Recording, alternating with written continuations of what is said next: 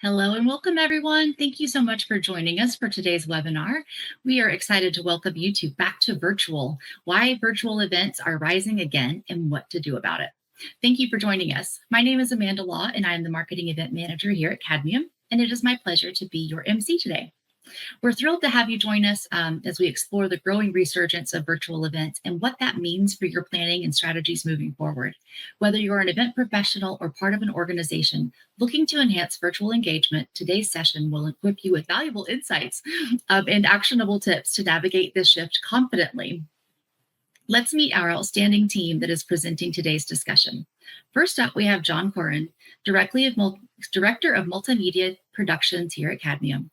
John's background is in multimedia and production, and he brings a blend of creativity and technical skill to every virtual and hybrid event he helps produce. Creating seamless, high-impact virtual and hybrid events are his specialty.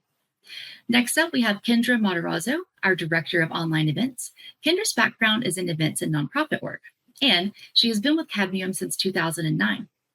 Fun fact, Kendra started her career at the Maryland Zoo, but these days she's all about making online learning engaging and accessible.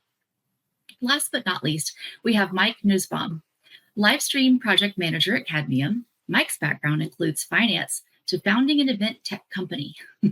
Now he helps bring high-energy live streaming events to life. Let's learn how, shall we? I'll hand it over to Kendra to get us kicked off, and we look forward to answering your questions and looking forward to this session. Kendra, thank you. Great. Thank you, Amanda. And thank you, everybody, for carving out an hour of time today to sit with us. As we were meeting John, Mike, and I over the past couple of weeks to talk about how we were going to frame today's conversation, I couldn't help but kind of think about how virtual education has evolved over the years. So I hope you will indulge me for a moment just on my little trip down memory lane. But I was thinking back about roughly 2009, as Amanda mentioned, I started with Legacy Com Partners, and I believe John started around then as well. I was mainly hired to do webinars. Back then, those were the bee's knees. That was the hot new program. Everybody had a new program they were getting up and running. There was no integrated audio. Everything we did needed to have a phone backup. Screen sharing was the equivalent of trying to split the atom pretty much, because there was technology was not there yet. It was just very difficult. John worked on our live stream sect of the business, as he does currently.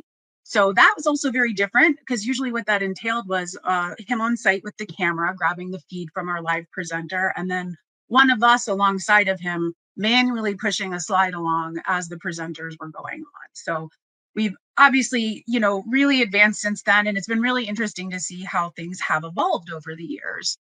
Coincidentally, at that time too, I was taking some classes, and one of the classes I was taking was talking about globalization and its effect on education and the impacts it would have. And quite honestly, it was a prerequisite. I was like, this is future talk. This is all nonsense. But looking back, I was like, wow, we are very much living in that global world that we talked about back then. The interconnection, the ability to exchange info, all the multinational corporations that have come up, we're very much living in this global world, which seemed like it was so far away. Also, I was looking back, I think around that time, that's when people really started to get the iPhones, and it was becoming a real part of our daily day. And I really think I was the one person who said, I don't need a personal computer on my hand at any moment's time to look up whatever I want. And, today we're getting our screen reports of how much time we're spending on, and it really shows you how sneakily and how seamlessly that technology has made its way into our world. So again, we're very much in it. We are here. So of course, then if we kind of take a look, the past couple of years, 5 years, we all had COVID, which really kind of pressed us, all of us in this industry, to quickly evolve, quickly adapt, to change and listen to the needs of the users, the end users, and our clients, you guys who were needing help throwing these events together. And unfortunately, we kind of find ourselves in a similar place right now.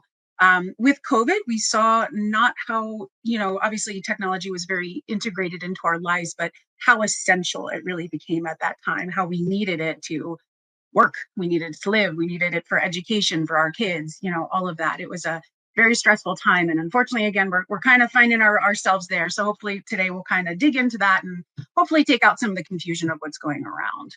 And for starters, too, I always like to preface, Mike, John, and I, we were all suffering from imposter syndrome while we were formulating our thoughts about what we were going to talk about. So by no means do we think we are experts. You guys are certainly the experts in your fields and your associations. You really know what your learners need, what your members need. But hopefully you'll at least find our point of view where we're able to kind of see what's going on in the different industries over the year, and just kind of the trends and things that we've picked up along the way, and hopefully we'll be able to incite some wisdom or some takeaways or just some food for thought for you. Also, one thing I would suggest, it's not really a debate about whether in-person education is in or out or what's popular. It's very obvious it's both here to stay. No one will debate the benefits of that in-person connection, making those social interactions on site, listening to people, engaging with them at these on-site conferences.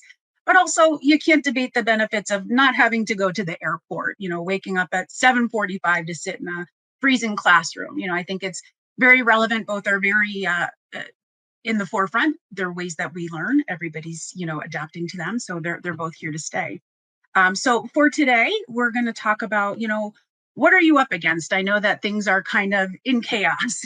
We don't know which direction things are going to do or which direction things are going to go. But, regardless of your consumption or your involvement in politics in the economic field, you're going to start to be able to see some of these trickle down effects. So what we're hoping to kind of dive into is to really help you understand what it means for you to make that virtual switch. What are the solutions that you have options for?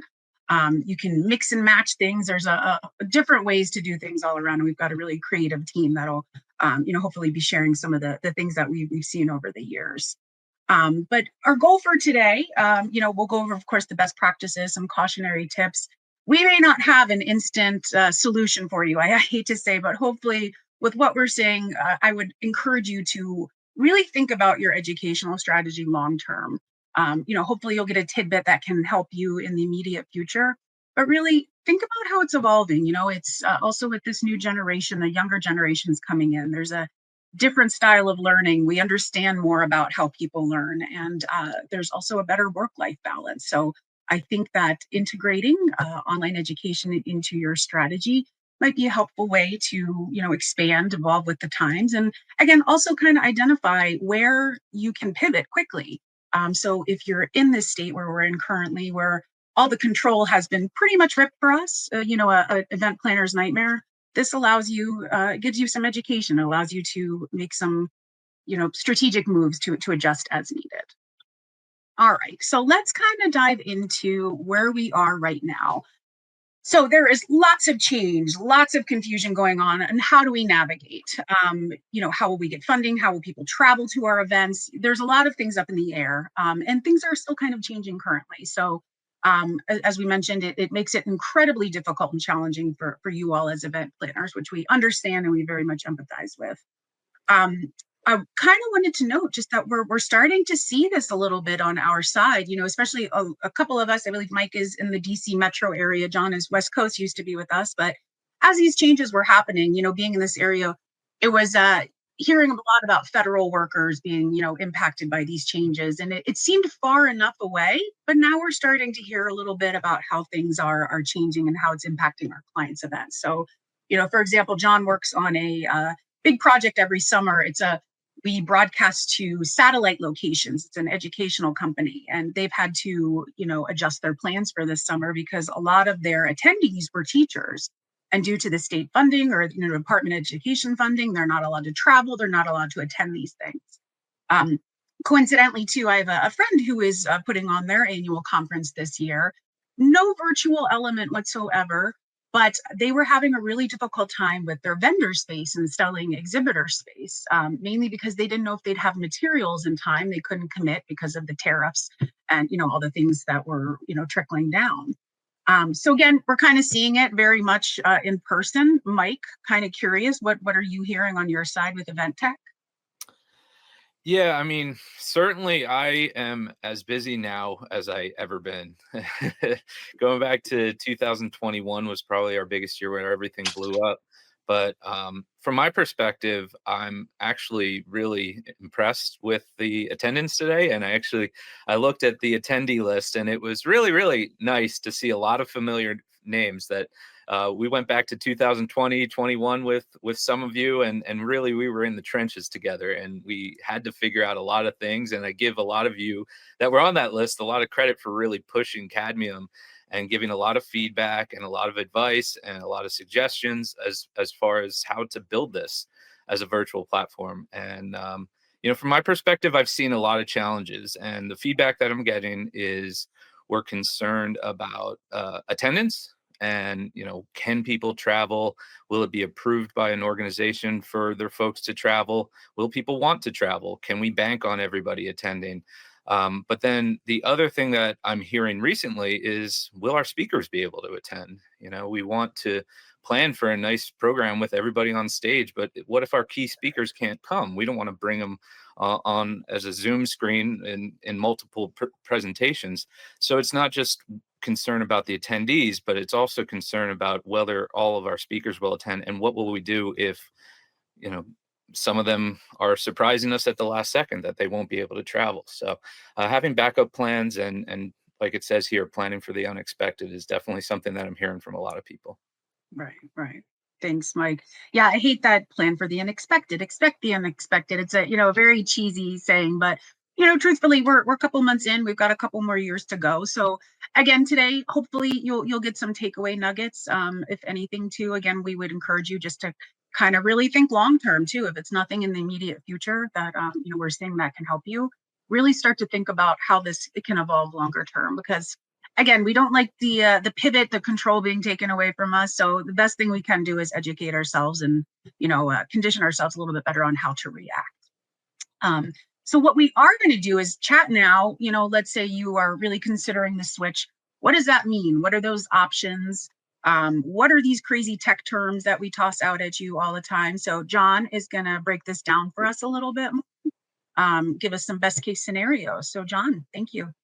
Thanks a lot, Kendra. Yeah, so over the years, there's been a lot of evolution in how it's possible to stream online. And this is kind of a current list of the more typical offerings that we've seen in conference production.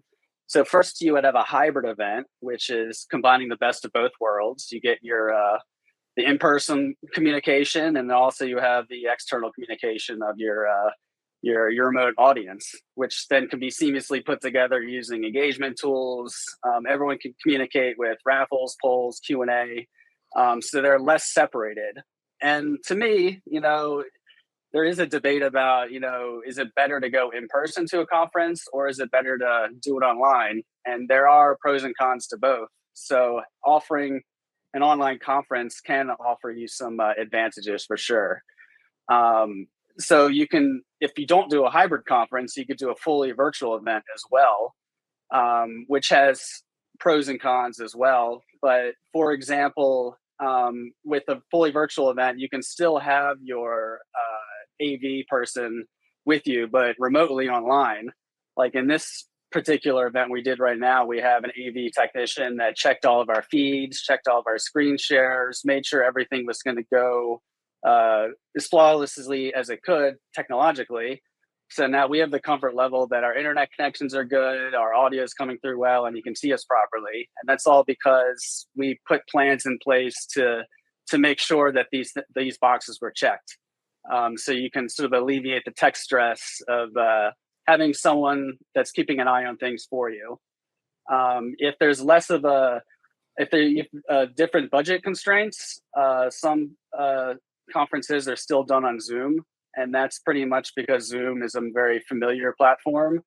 A lot of people know how to use it. Presenters have done it before. They know how to screen share. There's familiarity with it. So it's less of a big lift for some organizations to host through Zoom.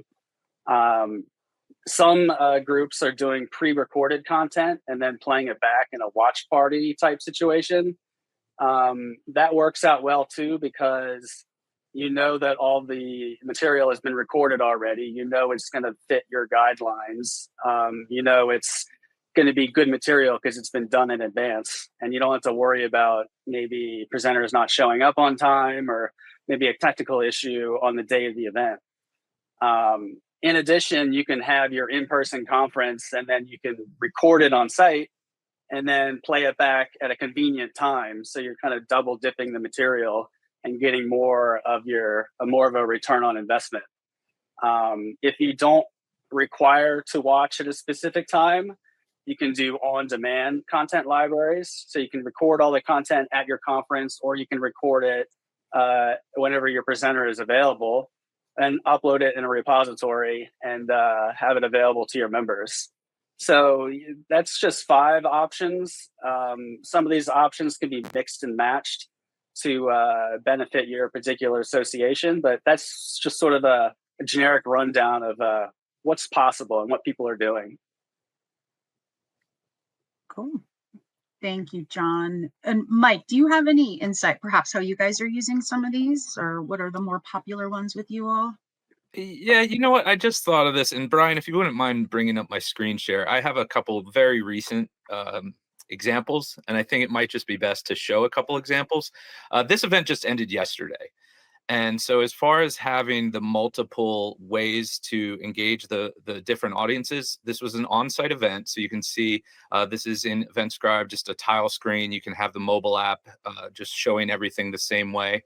And what we really like to see is that everything's very clearly segregated. So here's an in-person conference program with each day's content.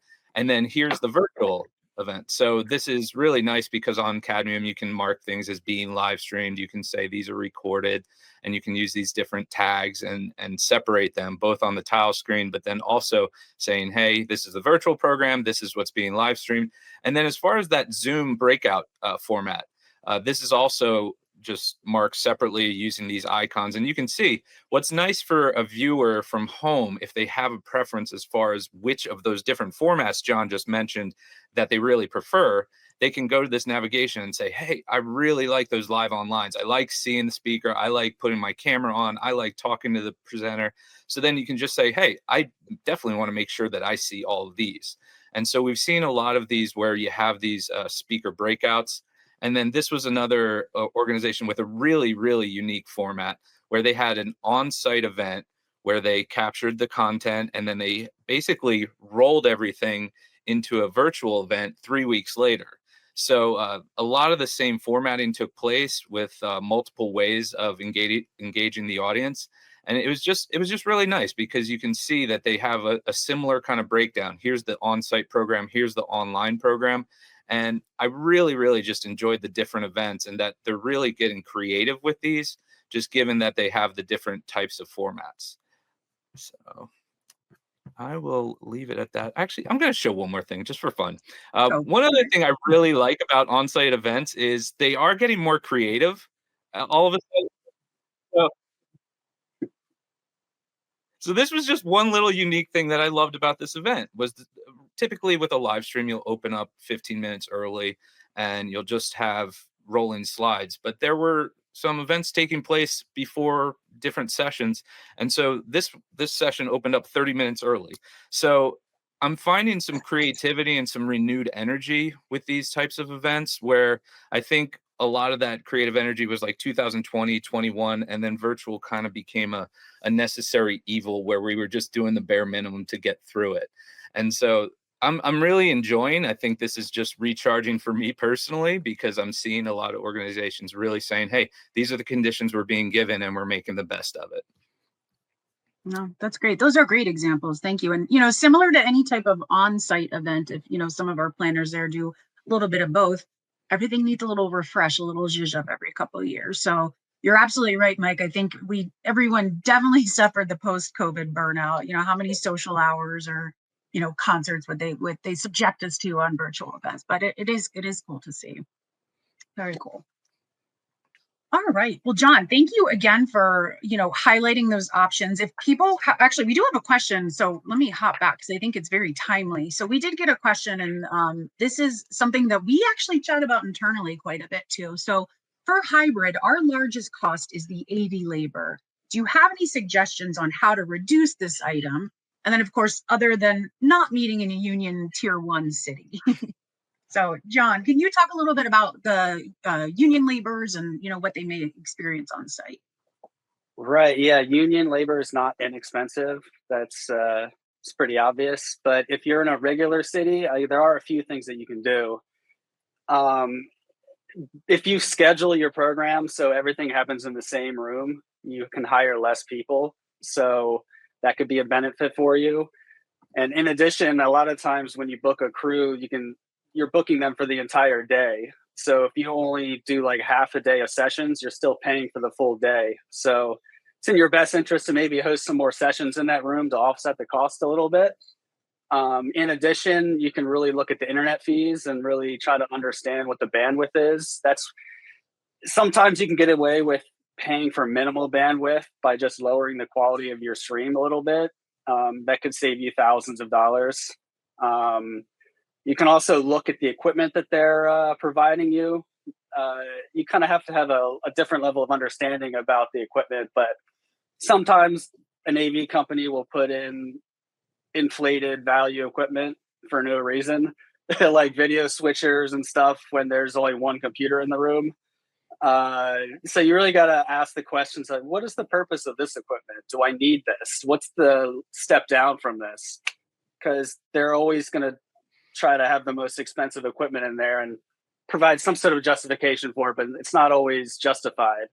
So yeah, definitely look line by line about what they're charging, minimize the amount of rooms you're using, keep an eye on the internet fee. That's where I would start. Cool. Thank you. Yeah, we hear a lot about the internet fees. So you are correct. I think the tier one city is not the response, but we are seeing, John, I think you had mentioned there's some change in union restrictions and regulations. So definitely something to think about as you are vetting locations. If you're doing a hybrid or what have you, make sure you are asking those questions up front. And that actually is a really good transition into our next slide, because we were going to talk about, okay, you've made the decision, you're going to transition over to virtual. So what now? What are kind of the biggest sticking points? What do we need to know, to pivot back? If I can start, that was union and or internet. We're definitely on our list for that. But my number one, if I can, just because it'll start with the planning side, and then I'll turn it over to you fellows a little bit more. Be brutally honest with yourself about what you and your team can take on, what capacity. We'll see a lot of times, clients will want to DIY parts of that, which totally makes sense. People have a lot of good tech skills nowadays, so there's, able to do that. But really think about what segments you want to DIY, and think through all of those details. So for example, if you're going to have a virtual exhibitor hall, that becomes a mini project in and of itself, probably about 8 weeks or so. Who's going to reach out to them? Who's going to design them? It's not just a matter of showing them, if you were doing this virtually on site, where their booth is. Somebody has to design the booth. You have to teach them how to use it. Who's going to handle those communications? So things like that, those are just kind of some things that you really want to think about. Make sure that you're leveraging your team as well. You don't want to take someone that may not know what the internet browser is and pop them on as tech support for a session. That's just a disaster waiting to happen. But make sure you're utilizing their skills elsewhere, and really think about the designated coverage. If you're going to have someone keeping an eye on chat, make sure that person is designated for that, and just make sure everybody really understands their role, and make sure you understand what you're taking on. When we are assigning out projects for our team, we tend to look at 3 months ahead and 3 months out of the actual event date too. Mike, what about you? What are some of the sticky points, I guess, that you see with people coming back or switching over? Yeah, I think I'll just jump on your next bullet there, because I think that's really a very important part of it. Is if you've had to change format from fully virtual to hybrid and played around with different formats, and now you're considering a new format this year, communications are huge. And so like I just showed before, having a clear website, having everything delineated as far as what you're going to get with your virtual attendance, everything as far as communication to attendees, that's something where, just to highlight, I mean, part of our working with each other, as we're partners and we can assist with all of those things.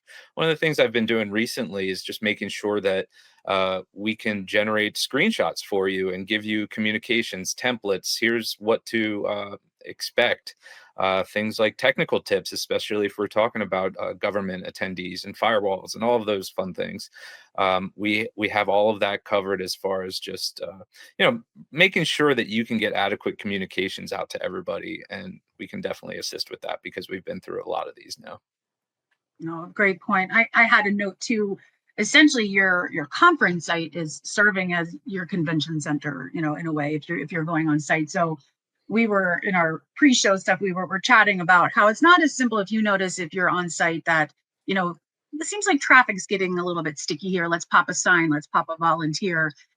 You're in the abyss. Your audience is in the internet. It's hard to corral them. It's hard to fix those things. So that's why really I think the website is the foundation of everything. And that is something that you should really go through in painstaking detail. You want to over-inform the audience, but in a concise way. You want to make sure all of that is handy. And a lot of times when we're working with some of our new event producers, just as you're, kind of thinking about the content, our goal, we always teach them, is to give someone so much information when they ask you a question that they don't come back to you. And it's not us being rude. It's just, if someone says, is this being recorded? Rather than giving them a simple yes answer. Yes, it's being recorded. This is how you'll be notified. This is how you'll log in. You'll have this long to watch it. Package up that information and make sure it's all accessible. So you kind of want to replicate that for the site as well. And you can kind of utilize the tools. Now, keep in mind too, we tend to use the Elevate system on our side when we're designing, programs and conferences, but really using those sidebars, being on a page, kind of thinking about what questions is this going to provoke someone to ask. So if I'm on a sessions course, someone's probably going to have a question about CE information. Why don't I use the sidebars? Let's pop that everywhere. Let's drag it through the site. Let's make sure it's consistent. Again, just over communicate, make sure you're getting that message out, because once you're up and running, it is a little bit difficult too. And Mike, you had mentioned about, the various attendee communications, speaker communications, as you're designing the site too, you want to look at ways you can, do sponsorship plugs. So you really want to make sure that you have all the stakeholders within your organization. So don't assign that to yourself and you're, designing the site in misery. Make sure you're getting input and make sure you're getting other eyes on this. This would also be just, again, if we're talking longer term, if you're kind of thinking about, programs you can pivot to virtual in the future. I'm going to do a big plug for any type of technical writing too. It's a terrible class. I think about that in college. I hated it when I took it, but now I'm like, I see what it did there.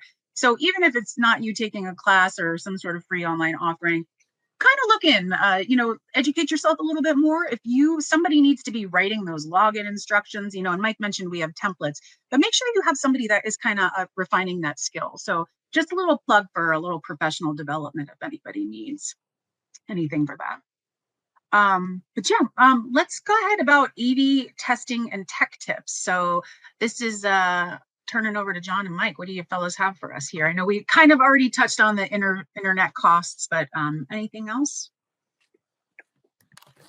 As far as equipment testing, I think that's something that should absolutely be done way in advance. We have often been told that, oh yeah, we'll just do it in the morning or something like that. But that's when a cable doesn't work or the internet doesn't work. Everything needs a full rehearsal the day before, or at least 2 hours before the event, so there's enough time to rectify an issue. It's just way better to have everything tested and relaxed before the event starts. So there's just a lot of ways for things to go wrong. So yeah, we always test. And if I can interject, John, I think, when we were chatting, you had mentioned the full test, not just, oh, it's plugged in, that's great, because there have been instances where you're assured everything's fine, but until you see that actual connection and you can check all your systems, do you know that you're good to go, right? Exactly. Yeah, like sometimes you can see the camera, but then you didn't test the audio, and then you find out the audio's out of sync, which is just so common. That's something so easy to fix that you should just definitely look at it ahead of time. Right. Yeah, and from my side, one other thing that we do as a best practice is whenever bandwidth allows and the AV team will support it, we try to send to 2 different streaming platforms just to have redundancy, to be able to flip proactively from one to the other if we see that one is performing better than the other, and not have to scramble should there be any issues with one or the other. So that's something that we don't really use that often, but we always do it just as a best practice, just so we're ready should anything happen. Great. Thank you. Yeah, so before we move on, I kind of think one final takeaway, again, if you've done on-person Insight events, just trying to replicate that and kind of move that into the virtual site. And I think one thing that a lot of our clients sometimes are surprised about is, the you have to plan when you want the site live. So if it's something, so you're going to have to backdate stuff. So it's not as though we're working off of your live event date. There's other things that you have to factor in. So again, the planning process, I think, is always very surprising to people, which again is why I kind of start off with cautioning, really think about what you and your team can take on. But thank you, fellas, for all that insight. So we were now just going to kind of chat about a couple of real world situations with our clients. One that I was going to highlight, and just to note too, sometimes it's a matter of trying out different things. Everything that we're suggesting is obviously not going to be a one size fits all model, and you may have different learning groups within your organization that require different types of events and different type of learning engagement. So one I wanted to highlight, during the pandemic, we had a very large, it's a patient-focused nonprofit came to us, and they would have a lot of in-person regional conferences for the patients.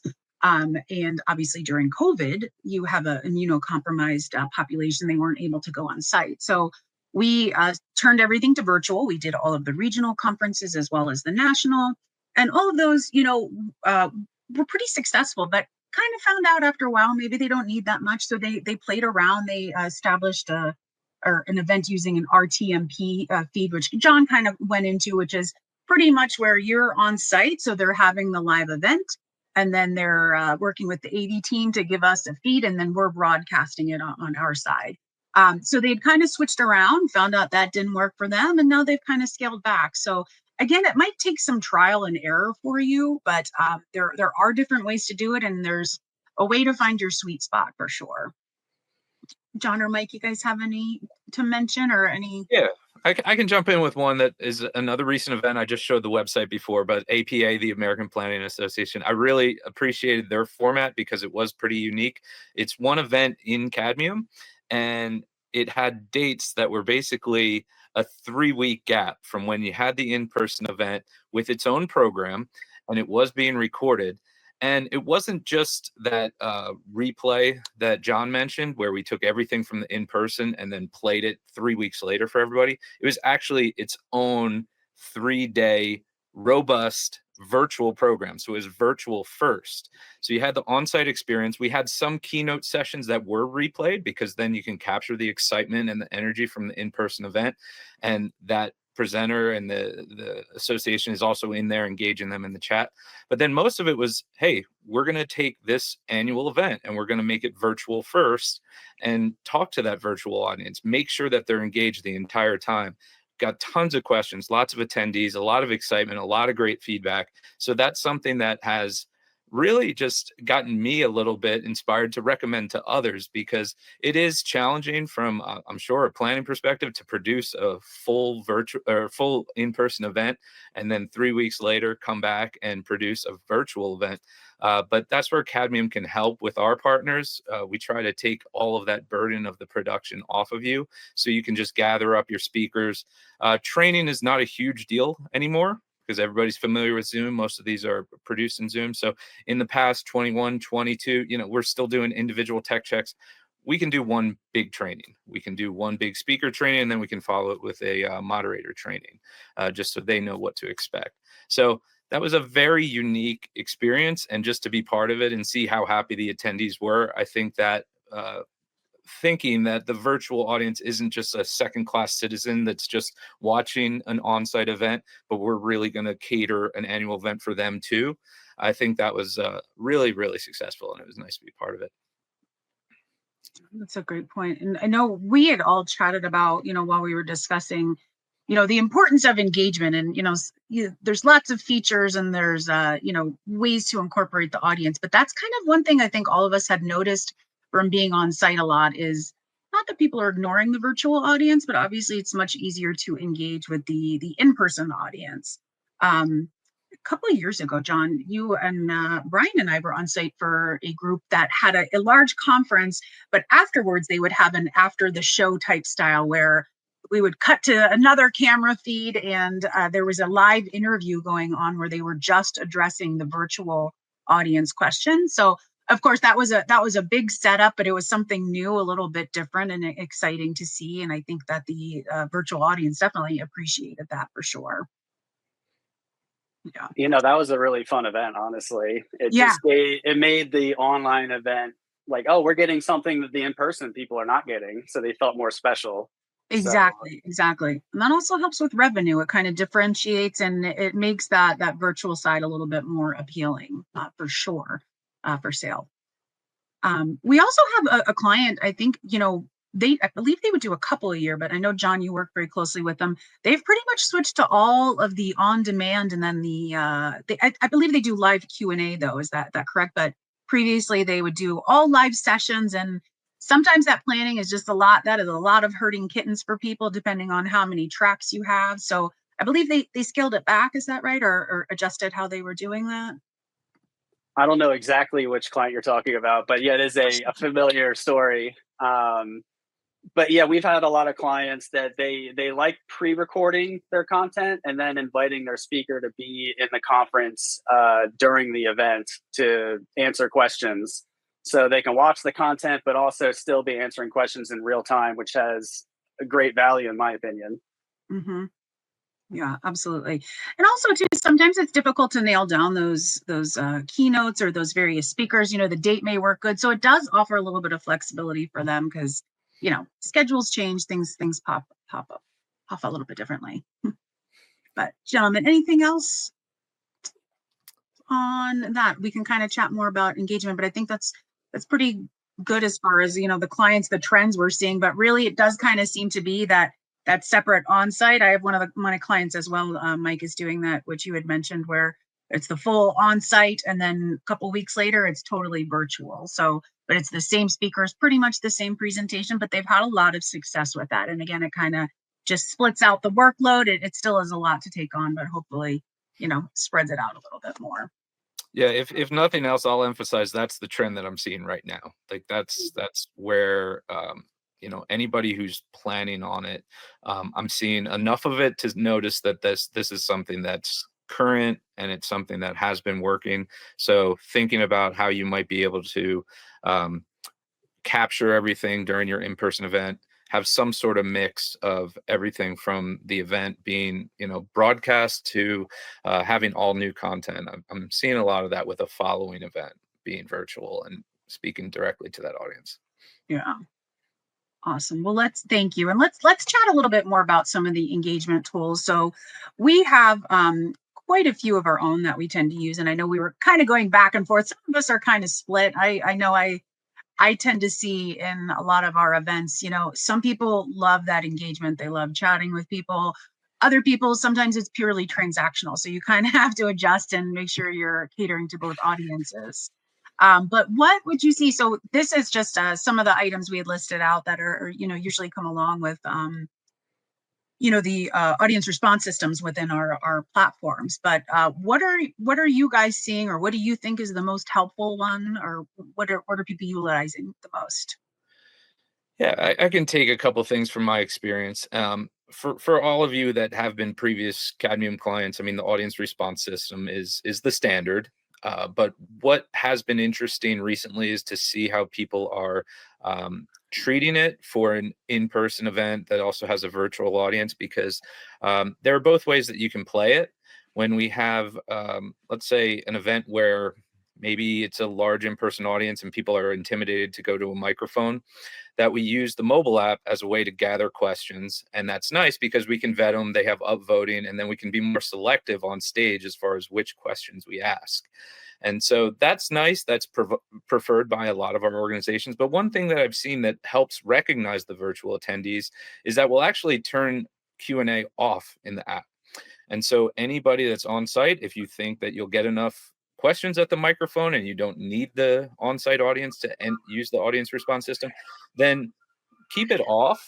And then every question that comes through, it's from the virtual audience. And then I've seen that used successfully because then you can rotate between on-site questions that are going through the queue at the microphone.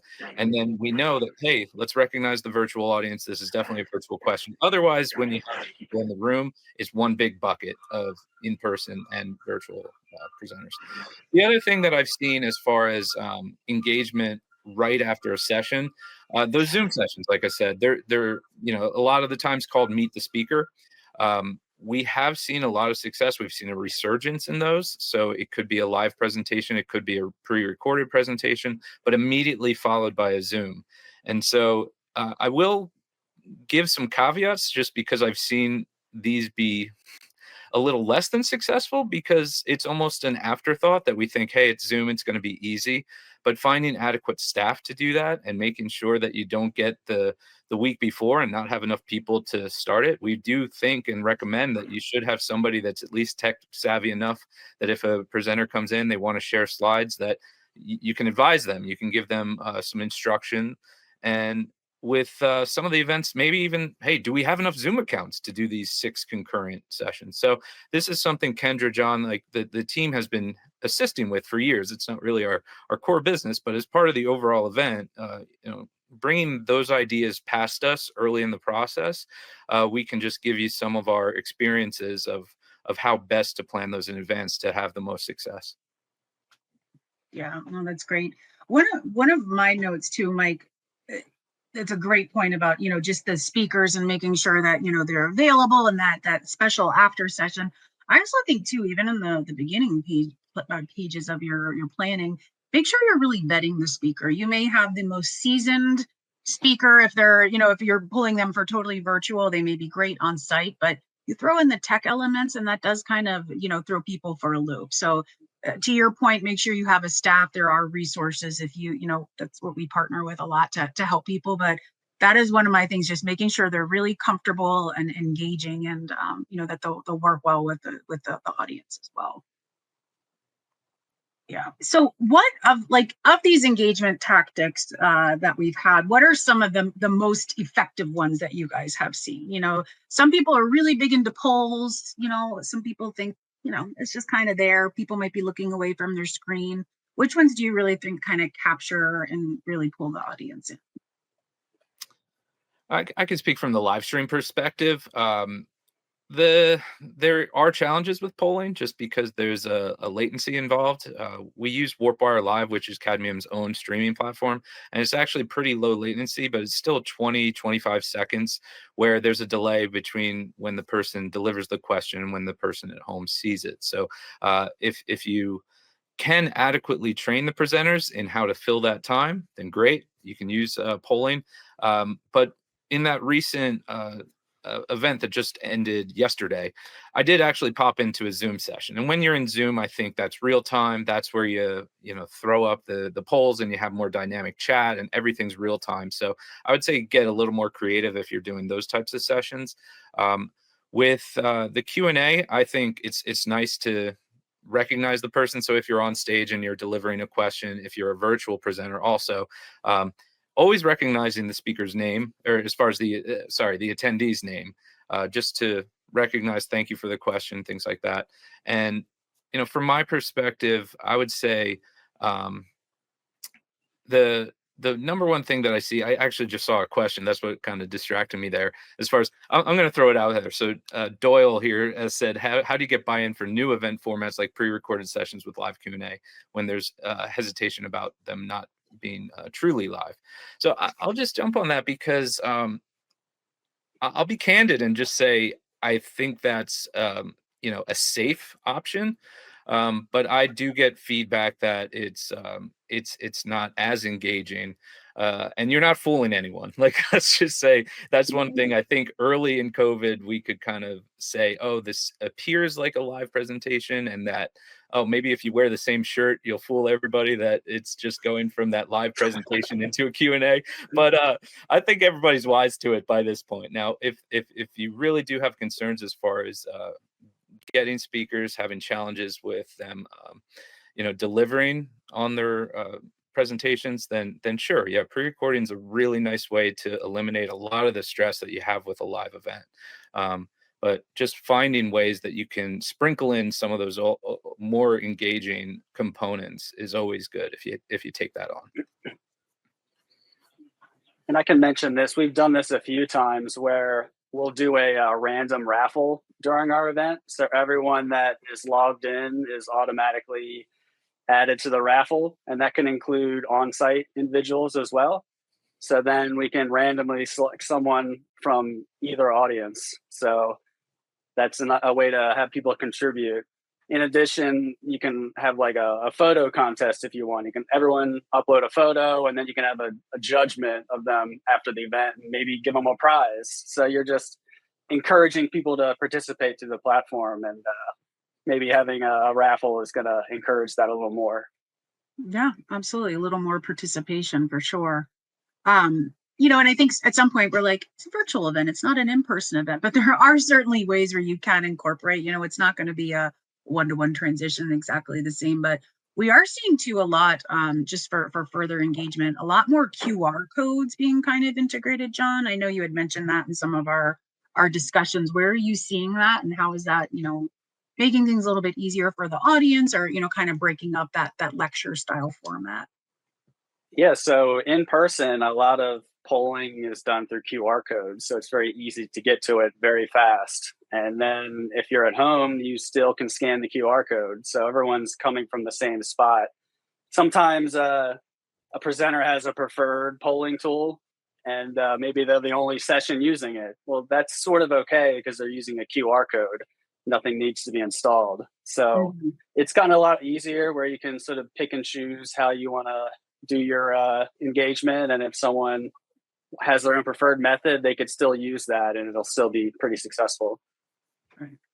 And I would say too, something I had always kind of noticed, at least on our side, once we work with the client and we, finalize an event, we usually send them a bunch of post-event reports, which, include the, chat reports, poll reports, even attendees. There can be a lot of data hidden in there. And I have to admit, I'm not a numbers person, but maybe on your team, you've got somebody that, really likes to dig in. You could kind of find some keys to, things that would be helpful for you in the future as far as expanding that engagement strategy, or kind of seeing when people are participating in certain things, like how they're responding. And that can kind of really help you to, formulate your event strategy moving forward as well. We got a follow-up question about the buy-in for certain events not being fully live. So do we have any tips for gaining leadership buy-in? In particular, this group, they're hesitant to move forward with a hybrid event out of concern that it will impact in-person registration. So thoughts on that, fellas? Sure, I can take a stab at it. So, from my experience, and I like to ask questions. I like to know after an event, hey, were you successful? How was your in-person attendance? Were you up from last year? Were you down from last year? How do you think about this long term? And from what I'm seeing, we want to have that virtual option for a lot of reasons, and it might just be that we as an organization value accessibility. So somebody that can't attend, somebody that has restrictions for all of the reasons that we mentioned before, even if it's just this year and we dabble with this format, we're hoping to gain some interest in an event that maybe those people couldn't attend at all in the past, just because of funding concerns. We also can look at this as maybe you're getting somebody in the door that maybe can't attend this year, but as a result of them seeing your content and seeing the energy from the live event, maybe they'll be more likely to attend the next year. And so we have people that can't attend every single year. I've heard that a lot, as far as organizations don't really have the funding to send people to the annual conference every single year. So it evens out. And from what I've seen, the trends are healthy enough that our great clients are continuing to offer this just as an option. And one other thing that you can work out with your account manager is, we've seen, as far as expense goes, you have the expense that John mentioned, but even as far as streaming itself, we found that you can be a lot more strategic in your early planning process as far as what content is going to be produced in which rooms. A lot of the time, by the time the event gets to us, we might have a main ballroom that has one keynote session and then a closing session at the end of the day. And you have the AV guy in there, you have the streaming equipment in there. And then you have 2 or 3 or 4 other breakouts. And if they're not full, a lot of the time, if you attack this in the planning process, filling those days and saying, hey, I'm just going to stream 2 rooms that are completely packed with content, then you're getting a lot more value on that side as well. Yeah, that's a great tip. For fully virtual, that's something we'll notice a lot too.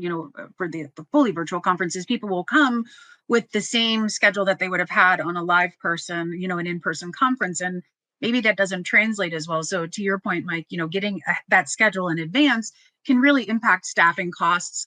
It can impact how many, adding an extra 15-minute break can lessen the amount of staff that we're using. We won't need our, a secondary team to take over while the first one's wrapping up. So, know that it's not going to be a, 1-to-1, mirror ratio from on site, but be a little bit flexible. And then, the leadership question is certainly, difficult.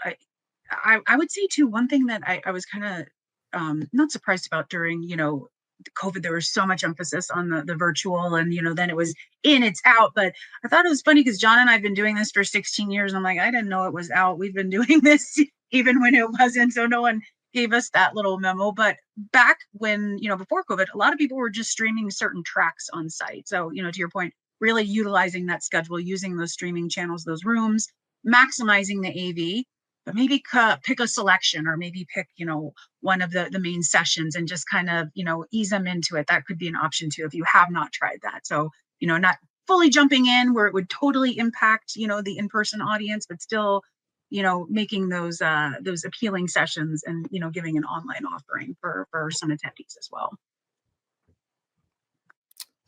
All right. I'll just throw in real quick. Our fine producer, Brian, reminded us we have about 7 minutes. So if anybody else has any questions, we'd love to hear them. But I can also speak on leadership and value, let's say, for making the switch to hybrid. If an event is just in person only, and let's say it's just recorded, it takes days sometimes for the AV company to go back home, maybe do some editing. Then you have to upload them to your website. One thing that we've really fine-tuned over the last few years is, because Cadmium uses our own streaming platform, WarpWire Live, when everything goes through the streaming platform, what used to take 3 to 5 weeks back when Kendra was starting, and then when I started, COVID was about 3 to 5 days for everything to be downloaded and edited and then re-uploaded. Everything is streamed and then edited within 24 hours. So the event that I just showed you that ended yesterday, it was complete at 5 p.m. So it's really, really amazing now, because you have content that an on-site attendee can actually benefit from. So we've found in the data, when we look at analytics, that there are so many on-site hits. So people are engaging throughout the day, but if there were 2 sessions that were in different rooms and they can't be at both of them, they might look at it at night and then talk to the speaker about it the next day. And so we were surprised by that when we saw that. So you also have, for all of those people that were really jazzed about the event and maybe they missed something, a day after, 2 days after, everything's already on your website. Somebody could see that entire conference right now. Versus if it's only in person, it might take a little longer and you're not capturing that larger world of attendees and content. Oh, that's a great point. And yes, it is. I think we are more than ever seeing the push for, quicker turnaround times for files. So that's a very good plug for that back system we have. But as Mike mentioned, please feel free, if you guys have any more questions, go ahead and submit them in. Amanda, please let us know if any pop in, but I can kind of just go through a couple that we were chatting about. So I'm going down our little list. What are some panic moments that virtual planners face? What have you seen, just kind of as another little takeaway for those that are tuning in, kind of a key takeaway? What's one thing to really, really consider? Yeah, I can take one. So the biggest thing that I'm finding is it's really, really nice when you can have somebody on your team, staff, volunteer, completely dedicated to watching the stream and also being a virtual moderator. So what I recommend is having that person that's watching the chat the entire time and ready to respond should we have a lot of the time, like let's say a presentation starts and the audio feed is not going through the stream for the first minute, you'll get 50 comments saying, hey, I can't hear the speaker, can't hear the speaker. Having somebody immediately available to say, hey, we're on it, we hear you, we're resolving the issue. I've had too many events where there is nobody dedicated. And so those panic moments when the first 50 post comments and there's no response, you're going to get another 250 comments. So having that contingency plan, a lot of our organizations even have pre-canned responses. They have in Cadmium on the live stream, you can actually have a system message that's pinned to the top that says, we're aware of the issue and we're working on it. Because there's nothing worse than that. And the fact that you have to be prepared for that in advance and have those dedicated people is number one for me with the panic moments. Yeah, absolutely. On mine, I would think too, some of the making sure you have the staff coverage. I know all three of us kind of touched on that too, but really making sure you have all of your ducks in a row. Sometimes I'll be so surprised, we'll be in a session and the speaker's not on and you're asking someone, can you get in touch with them? Oh, I don't have their number. And that's kind of step one. Make sure you have that information. Make sure you have planned out every possible worst case scenario, and that you have a plan in place and that you've got that main contact person, that main person from your staff kind of designated for that. I think it's important to have someone that is going to log in as an attendee, not someone that's just logging in at the back end looking for problems, because they're not actually logged in as a participant. So we've found that sometimes maybe someone will put like a space at the end of a link and that invalidates a link, but that doesn't happen to them because they're in the back end. So then all of a sudden you realize 0 people have logged in and then you realize that mistake. So it's nice to keep an eye on the attendance, keep an eye on every area where someone could be submitting a problem, looking at Q&A everywhere, and having a contingency plan that's going to solve the problem in the least amount of time possible. Great. Yeah, for me, a lot of this comes down to just partnership, meeting your AV partner early on in the process, us developing a relationship and us being in constant communication and knowing how we can work together immediately, and just planning that out early in the process. And then your staff, your volunteers, all of us being able to communicate before, during, and after the event. That's definitely a direct correlation to success. Great. Well, thank you so much, fellas. And again, everybody, thank you for hopping on. I know we got Amanda back with us to wrap up, but again, I know times are a little crazy. Hopefully, we were able to highlight some items or at least some of the sticky points. I know that you all are experiencing this now, but certainly feel free to reach out if you ever need an ear or, to vent or, any questions on anything, let us know. Thank you. Couldn't agree more, Kendra. You said it. I really appreciate you all being here with us today, sharing all the knowledge that you have just across the board. And with the many years that you've been doing this, like you said, it was a norm for you before COVID even happened. So it's nice to hear, all the changes and trends and everything else. So if you do have any further questions, if you're tuning in, feel free to reach out to us. There's multiple ways to do that. You can reach out to your account manager or marketing@gocadmium.com. And we just would love to answer your questions and keep the conversation going. So on behalf of Cadmium, thank you all again, and we look forward to seeing you soon.